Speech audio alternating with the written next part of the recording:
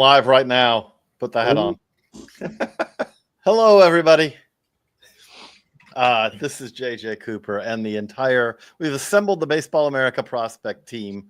I'm going to talk for a little bit because we are doing this right away. And so I'm going to vamp for a minute because we have to, give people a couple of minutes to come online here. But if you're watching this recorded later, we couldn't wait. Just tell a little bit of the story of what happened. We were doing trades all last night, and then here we go. It arrives that we get the true blockbuster today. We have Leo Vries and three intriguing Padres pitching prospects, including Braden Nett, one of their best pitching prospects, traded to the A's for Mason Miller and JP Sears. Leo Vries is the highest ranked prospect that we have seen traded at the trade deadline in the 2020s. You have to go back to Eloy Jimenez and Addison Russell, who both also ranked. DeVries ranks number 5 on our Baseball America Top 100 right now, which was just updated, adding draftees on Monday. And Jimenez and Addison Russell also ranked number 5 when they were traded in 2014. Addison Russell was traded from the Cubs to the A's. A's were involved in that one too. And then Eloy Jimenez traded in 2017, the Jose Quintana trade, Chicago trade, White Sox and Cubs, and Dylan Cease also involved in that one. Dylan Cease ended up being the bigger return, who was another top 100 prospect. So we're going to analyze it, but if you also have questions, feel free to ask them here. But I'm just going to go around the room. So Josh, starting with you, what is your initial reaction to this trade? I would do this trade 10 times out of 10 and probably 11th if you ask me. Like, if you're a general manager, your job is to try to win the World Series, period, point blank. And AJ Preller has proved he's not scared. If you want to quibble that you might have got something different for this package of prospects, I've seen Padres fans online saying they want a bat, fine. But if you are someone who thinks, and they successfully convert Mason Miller into a starter in the coming years, well, that's even more of a bonus. But prospects are for the trading. Last time I checked, they didn't hand out a trophy for the best farm system in baseball. They didn't raise a flag for it. Trade them. Sometimes it doesn't work out. I mean, you've seen what they gave up for Juan Soto. Speaking of which, Twitter seems to think Mackenzie Gore might be on the move pretty soon. But I bet we may have to kill this one at some point because we're going to have more trades to write up, and these are the people who are going to write up those trades. But I understand the concern about trading a guy as highly touted as Leo Vries, but if you win the World Series, I don't think it matters. So, okay, on to you, Jesus. What is your initial thought? Well, first of all, what a way to wake up the morning, because I'm on, Phoenix time. So it was the first thing I saw right when I woke up. And talk about blockbuster trade. I think this is as blockbuster as it's been at the trade deadline in recent history. I mean, for one, I know we tweeted something about, but AJ Preller ain't playing around, man. He wants that World Series. I mean, this Padres team has what to do it. There's the tools to do it. And he has the farm system and the pieces to do it, I think talking on the A's standpoint, though, trading Mason Miller may seem, it's something that the A's do. The A's are always going to trade their superstars, even in West Sacramento. It doesn't matter where it's going to happen. It's still happening. But the return they got, I think really, really matches up really well. First of all, you're able to get a top 5 prospect in Leo Vries, immediate win. But then the A's also need pitching. I mean, a big reason why this team is selling rather than buying is because they had such a putrid stretch where they weren't able to win a lot of games. I think they went 1-for-20 in a stretch. And that's because they didn't have the pitching depth to do it in the bullpen and in the starting rotation. And here they get 3 pieces that's going to be able to help them next year.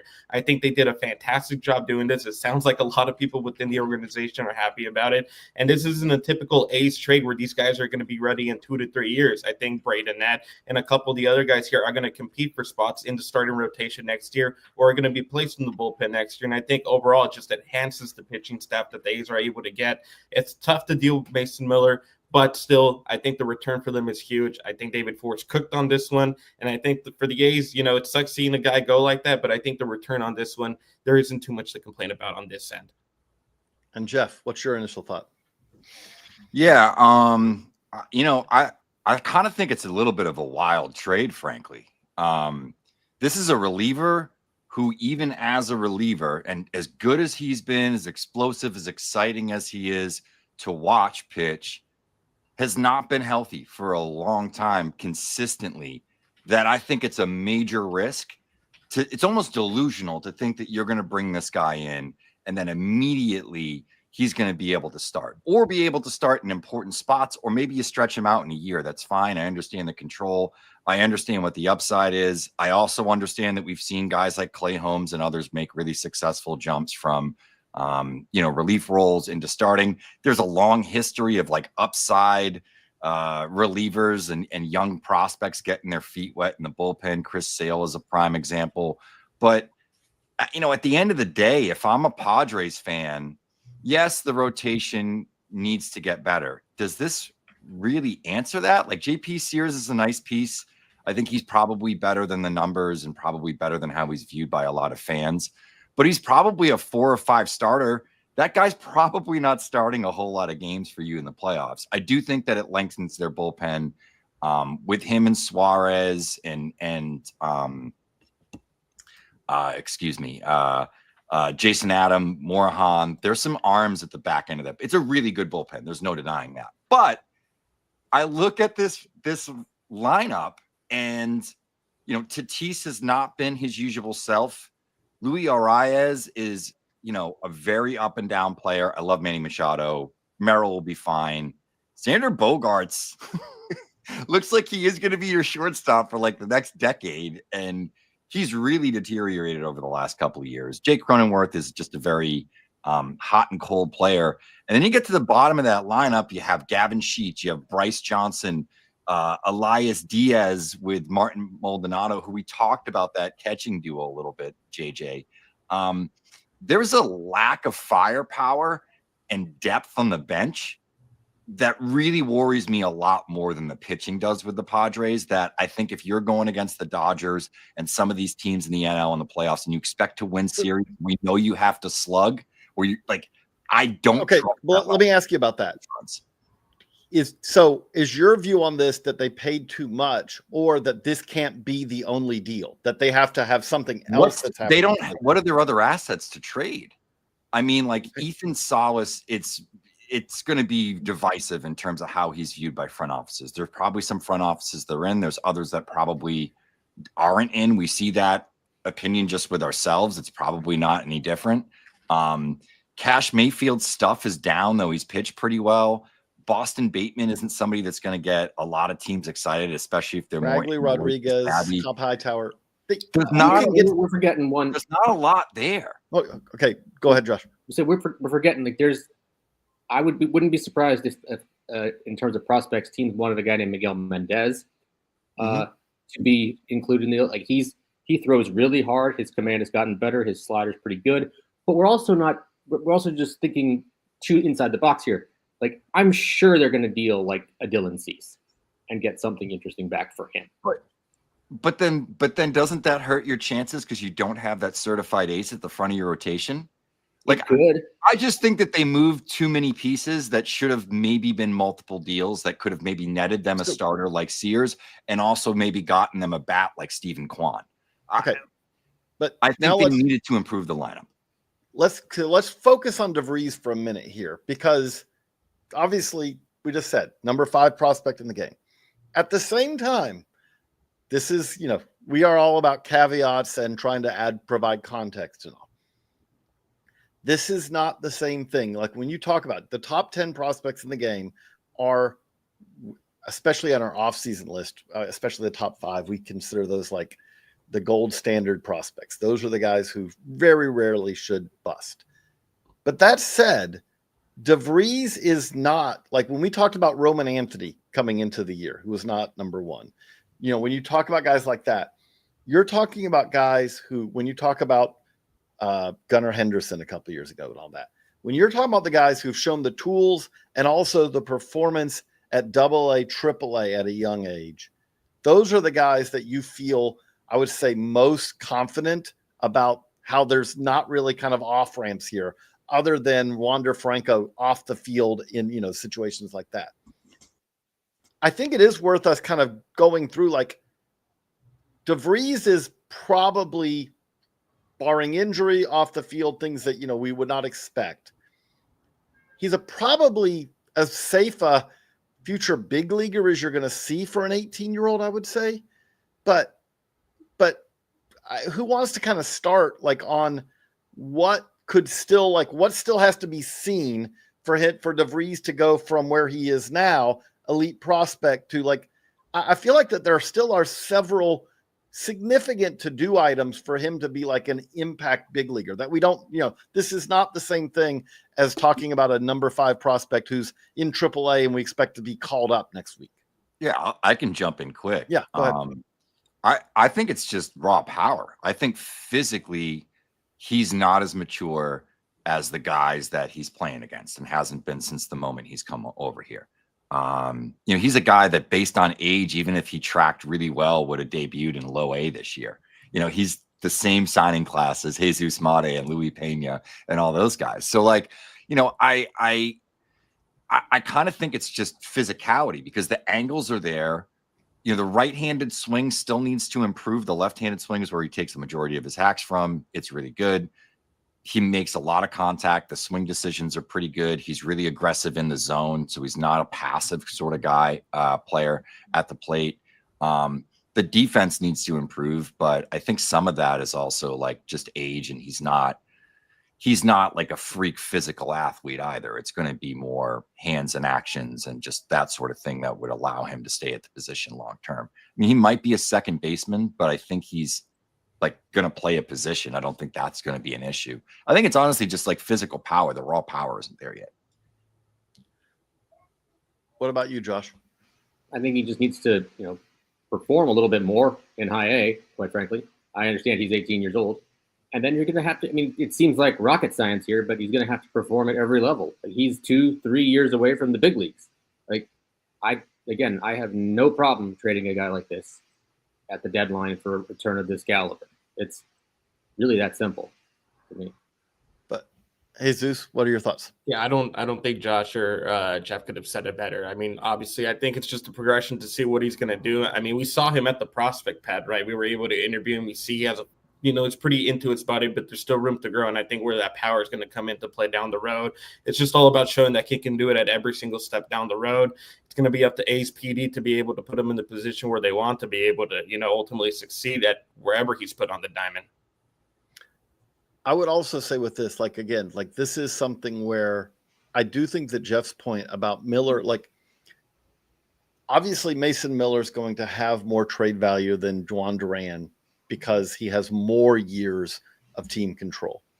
That said, and I would say that those are profile-wise very similar as far as their current talent level.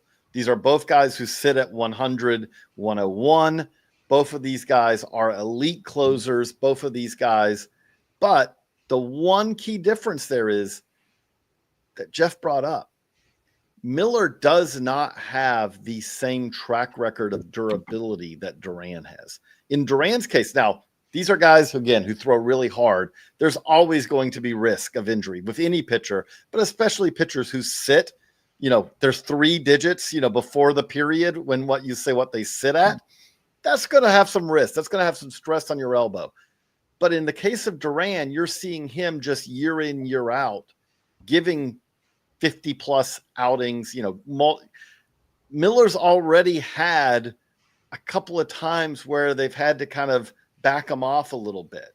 The next time that Mason Miller, gets to 70 innings in a pro season will be the first. Maybe this will be the year when you throw in postseason, all that. But to go to kind of what Josh said here, I don't like the fascinating part about this to me is that one could say that maybe this is an overpay. And I get Jeff's point about maybe this is not basically, if I've summarized what Jeff said, you could argue that this is not the best use of your limited prospect resources. Is that fair? Is that what you're saying? That's exactly what I'm saying. I just think I would have used these resources in a different direction. I don't think it's a bad return. I think they're good players. I can see a scenario and where this works out for San Diego.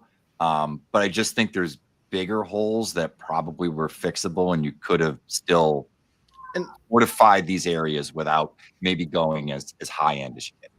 The other thing I will say with that though is to go back to when we say, okay, this is their biggest, they just use some of their biggest trade chips. I think it's all true. But I will go back to, like, this is one of the rare, like, the trade that seems weirder to me is if you look at what the Mariners gave up for Eugenio Suarez, that's the best bat arguably that's going to get traded at the deadline.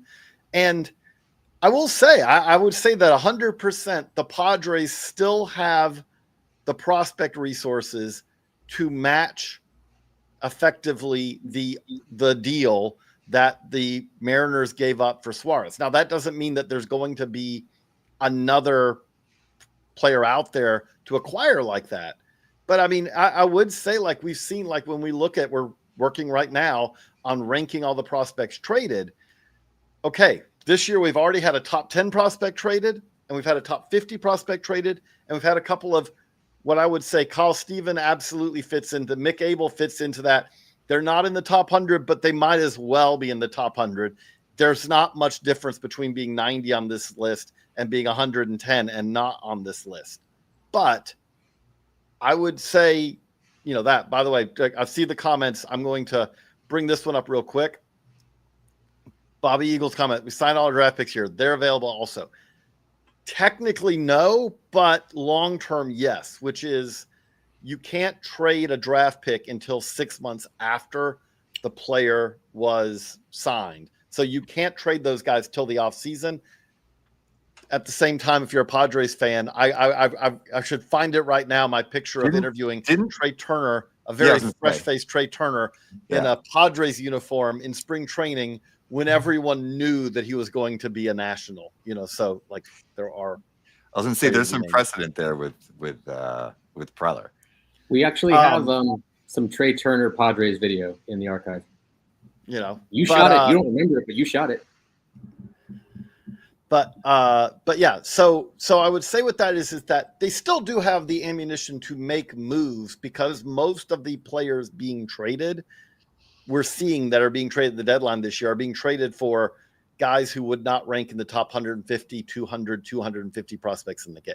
So I would say from that standpoint, it doesn't mean they can't make any more moves, but I do also follow. That's a good point about this. Okay, this is one that we talked about a little bit, but Mitchell Stachnik asks, do the Padres stretch out Miller to be a starter next year? I mean, Jeff kind of covered this, but I would say the real question becomes like if the reason that the A's kind of moved him to the pen was not because, oh, this guy's clueless as a starter. It was like, we don't know if he can handle that. Like he throws really hard. And so he was having this breakout year as a starter. And they said, we're moving him to the pen to reduce the stress on the elbow. So doesn't mean it can't happen. Doesn't mean like the same things like we just talked about comparing him with Juan Duran. Juan Duran similarly was a starter in the minors and then moved to the pen. One of the things with this is like you can take that chance, but if you do and then he blows out, then are you, okay, was that, that it's running a risk. But the thing with that, I think that Josh made the point of earlier is that AJ Preller is never going to be cautious on this. It has not, in some ways, people could say it has not paid off for them. They have not won a World Series. They haven't even gone to a World Series. At the same time, it also has paid off in that Padres fan base is the most engaged, one of the best fan bases, and they draw basically now at a level far beyond their market you would expect them to draw. You have to kind of point that out too. Part of this is you have fans, you want them to be excited about your team. They've done that year in, year out. To go back, Jeff, to your point on Sears, Sears has been much better on the road. How much do you think getting him out of Sacramento will be vital to helping him kind of, because Sacramento is very much a hitter's park. Do you think that and getting to the NL West, will that help him? Or do you think that the fact that it's the NL West and you have some pretty, brutal lineups, especially the Dodgers are going to face, may counteract that? And you get to play Colorado in Colorado.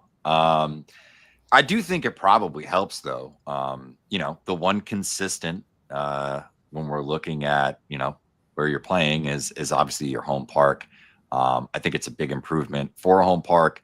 And he's kind of always had some traits like release wise and fastball shape wise, and just pitchability wise that, there was always a chance that like maybe this is like a higher end number 4. So we'll see. I do think it was a good acquisition in a guy that, is a pretty sturdy rotation piece. I just don't know if he's somebody that you want starting playoff games. Josh, you wrote up Braden Nett for this, if I remember correctly. It was fast and furious, but if I remember correctly, you wrote Nett. Yep. I think he's a useful one to highlight here as far as what the Padres also are really good at, because Braden Nett, who is, I would say, the second most important piece in this deal on their end, was found money in a lot of ways, was he not? Yeah, I mean, if you want to say what the Padres are really good at, it's scouting and employing people to do that for them. That's how you find a guy in undrafted free agent territory and in the MLB draft league. I think that's, and he immediately popped when he was in the fall league, 2023. I think I tweeted or someone tweeted the article I wrote that like, hey, this is not your average UDFA. This guy is throwing upper 90s with some really interesting breaking balls, off-speed stuff, whatever. And, he could have some helium. Here he is. Like, the Padres have the biggest helium factory this side of Party City. Like, they know what they're doing and how to get guys on the upper end who will inflate their value and then trade them at the right time. It's remarkable. Like, I think we might have been talking off mic coming into the season about, okay, yeah, the teams have stuff to have ammo to do trades. And it's like the Padres always will. Always. They always find ways to do deals.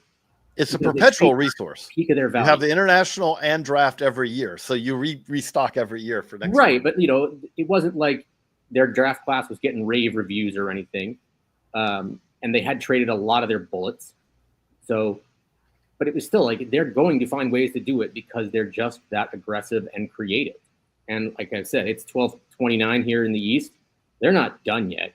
I'm sure they'll figure out something. And that kind of summed it up again. Like, if I'm a Padres fan or someone working for the Padres, I'm saying thank you to a guy like AJ Preller for always being willing to go for it and not being scared at all. He's not risk averse, and that's fantastic. I think I've made my point on that. But so, Jesus, you mentioned this. So obviously the A's, there is no team more in limbo than the A's, we could say. The A's literally are in a temporary home that no one knows how many years they'll be in that temporary home. They are slated to move to Las Vegas to a stadium that they have now officially moved dirt in a photo op, but we don't know if there's actual like real construction going on.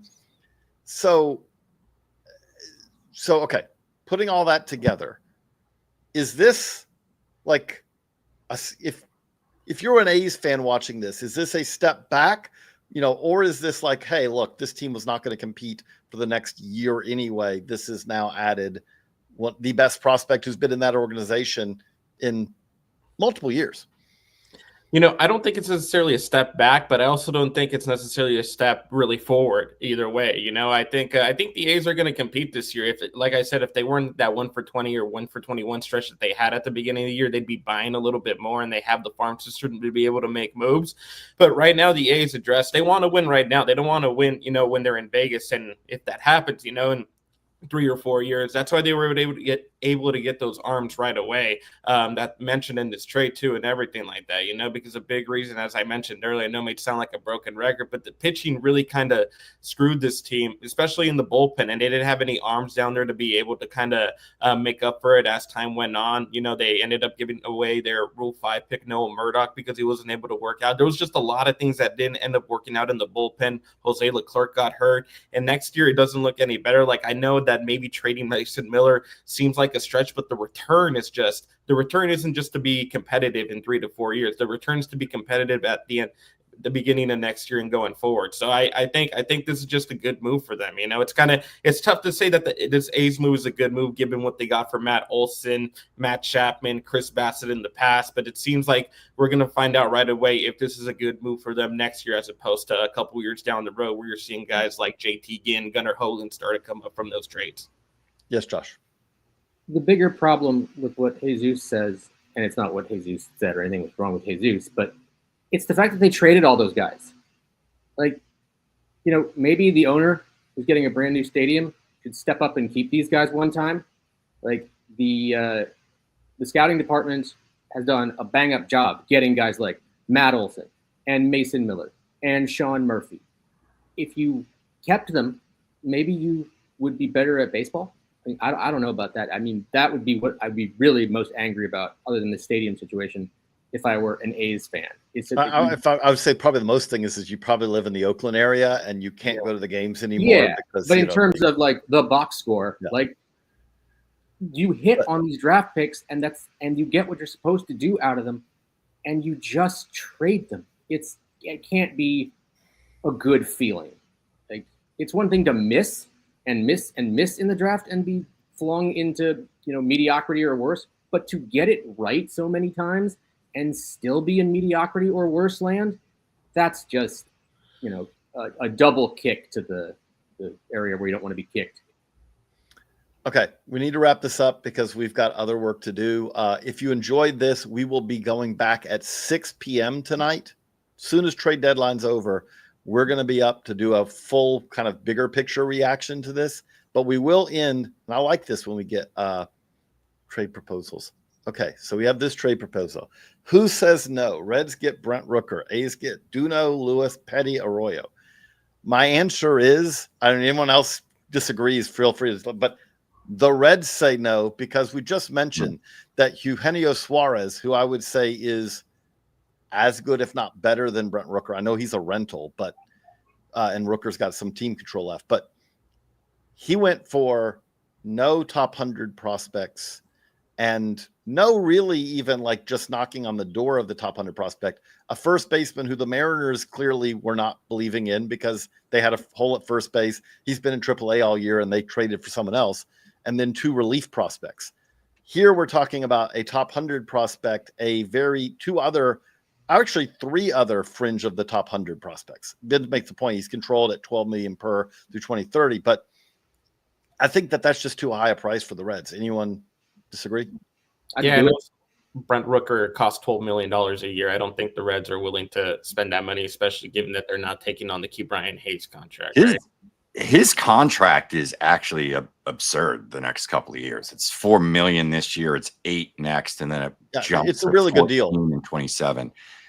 It might have, honestly, I think he would get more than Suarez because of what the. No, I think he'd get more, but this is way more. That young, and a year ago he was a significantly better hitter than Suarez was. So I thought Suarez's reputation was very much built off of what he's done over the last month and a half.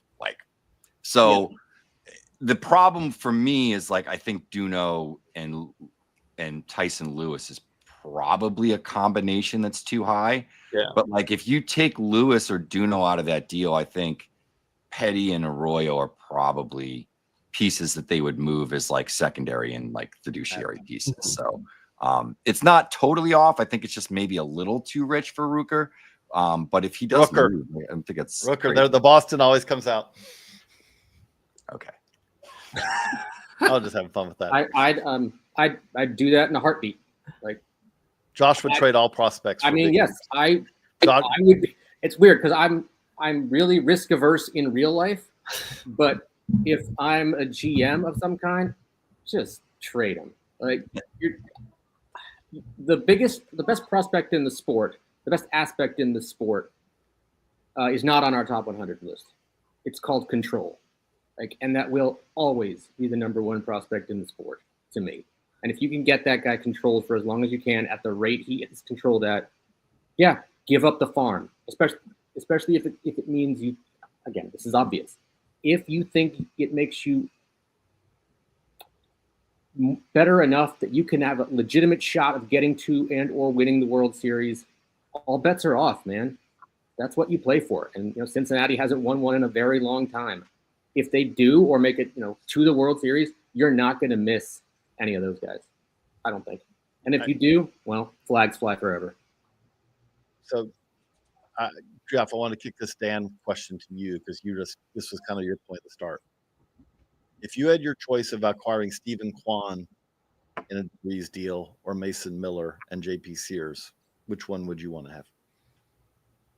Yeah, I mean, I think Kwan was a better fit for this team. Obviously, the Padres didn't want to include DeVries because I don't think that they're a team that's ever been gun shy in terms of including the players that are asked for if they want a particular player. So they obviously preferred this deal. I wonder if maybe it would have just taken DeVries if they were secondary pieces. I don't know the details on that, so it's tough to speculate. I just think if you could have gotten Kwan and maybe like JP Sears in a deal, or a couple of deals, or a 3-team trade, I think I would have preferred that. But we'll see how Miller works out, and certainly if they can successfully get him to jump to the rotation, and he's good, then it's going to look like a great move. I just think there's a lot of risk there. So I guess the Padres weren't willing to do it. Personally, I would have. But we don't know. We don't know. What? We don't know. It could be that the Padres were willing to do it and the Guardians weren't. We just don't know. And guess what? On the Miller end, like if it doesn't work out this year and you flame in the playoffs, you can trade him next year for a haul. Replenish the farm system. He's got much more control. If he's healthy. And relievers command, if he's healthy, obviously. Everything, I think everything we do comes with the caveat if he's healthy. But, if he would be the kind of guy next year that would command a haul as well if needed. You might eat a lot of crow, but again, I don't think AJ Preller also has any worry about, he makes the move that he feels is the right move at that point. I mean, like he does not play scared. No, he doesn't. He's my hero. Well, we're going to wrap this up so we can get back to writing. We will be back at 6 p.m. Eastern, 3 p.m. Pacific with I would say bigger version of this. This was supposed to be 10 minutes and we went for 30. So thank you guys for very hurriedly assembling, and now some of us are going to go shower and all and get ready for later today. Yep. So see y'all later.